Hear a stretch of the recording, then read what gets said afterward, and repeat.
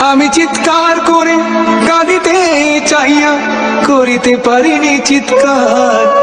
আমি চিৎকার করে কাঁদিতে চাইয়া করিতে পারিনি চিৎকার।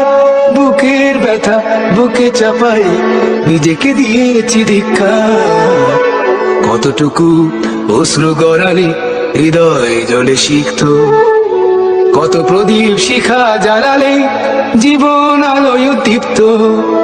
কত ব্যথা বুকে চাপালে তাকে বলি আমি ধৈর্য। নির্মমতা কত দূর হলে জাতি হবে নির্লজ্জ।